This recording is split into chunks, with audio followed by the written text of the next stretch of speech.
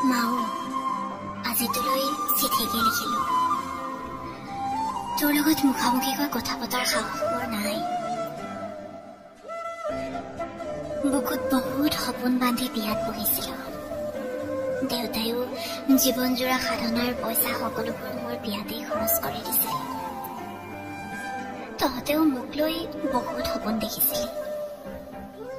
বহুত কষ্ট কৰি মোক পঢ়ালি ময়ো পঢ়াত বৰ এটা বেয়া নাছিলো নাটক কৰি অভিনয় কৰি মডেলিং কৰি বৰ ভাল পাইছিলো মই ইমান সোনকালে বিয়া হ'ব নালাগিছিলো মা বিয়া হৈ জীৱনটো গোটেই উলট পালট হৈ থাকিল মানুহ চিনি পোৱাটো যে বৰ কঠিন মানুহৰ দেখুৱা মুখ এখন ভিতৰত এখন মোৰ লগত যে এনেকুৱা হ'ব মই কাহানিও ভবা নাছিলো তোৰে সাহসী ছোৱালীজনী কেতিয়াবা বৰ বেয়াকৈ ভাঙি পৰো মোৰ ভিতৰত একুৰা জুই জ্বলি আছে মা তোক সকলো ক'বলৈ মন যায় কিন্তু মই নোৱাৰো মই জানো মই পোৱা দুখ কষ্টবোৰ শুনিলে তহঁত ভাঙি পৰিবি তহঁতে যে মোক বৰ আলফুলে ডাঙৰ কৰিছিলি অ মা আমাৰ ঘৰত পইচাৰ অভাৱ আছিল হয় কিন্তু মৰমৰ কেতিয়াও অভাৱ নাছিল মা কিন্তু মা এতিয়া মোৰ পইচাৰ অভাৱ নাই কিন্তু মৰমৰ বৰকৈ অভাৱ জীৱনটোত কাৰ কেতিয়া কি হয় কোনেও নাজানে ময়ো ভবা নাছিলো মোৰ লগত যে এইবোৰ হ'ব বহুত সপোন আছিল চাকৰি এটা কৰিম তহঁতক চাম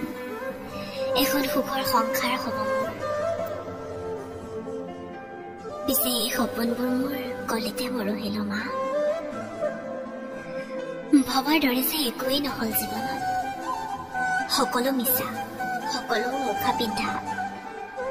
তহঁতৰ বাহিৰে আন কাৰোৰে পৰাই মই অকণমান নিস্বাৰ্থ মৰম নাপালো মা